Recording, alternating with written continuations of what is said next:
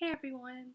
The book I decided to talk about for my book talk is My Brother Charlie by Holly Robertson Peete and Ryan Elizabeth Peete. And it received the Dolly Gray Children's Literature Award. And this book is centered around the diagnosis of autism. And I chose to talk about this book during the month of April for my multicultural literature calendar because that month has Autism Awareness Day on April 2nd, and then it has a lot of autism events during the month of April.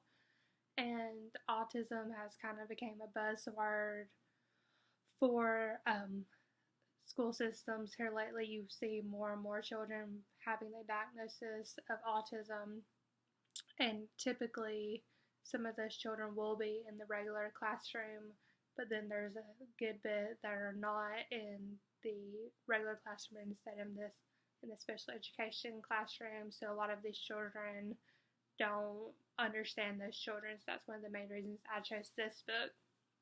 And the book is focused on the two main characters of Charlie and Callie. And they're twins, and Charlie has autism, and Callie is typically developing. And she is the main narrator throughout the book and is talking about her brother Charlie and kind of the struggles that he goes through, but also how wonderful of a child he still is, how wonderful of a brother he is.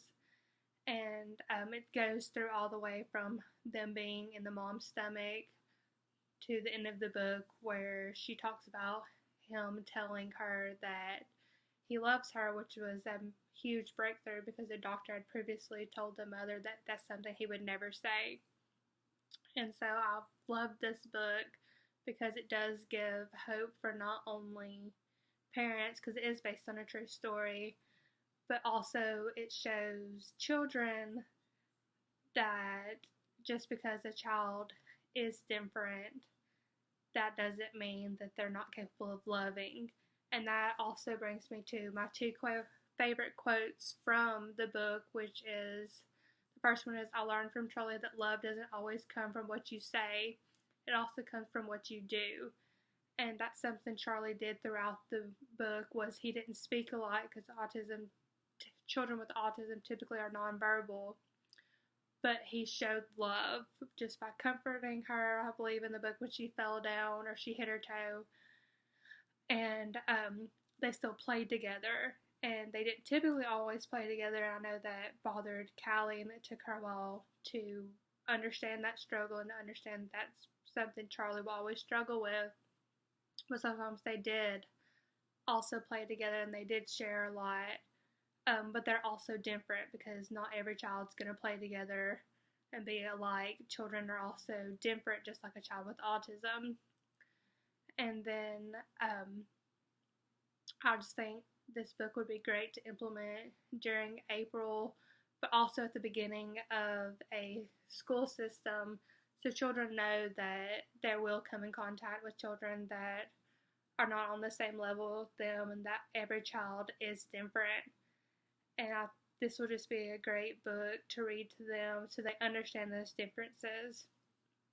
And I believe this book would be great from like a kindergarten level all the way through like a fourth or fifth grade level. Yes, it may not be on the like a fourth or fifth grade reading level, but this would be a great book for a teacher to read and explain the differences, because autism is such a new word that many children just don't really know about.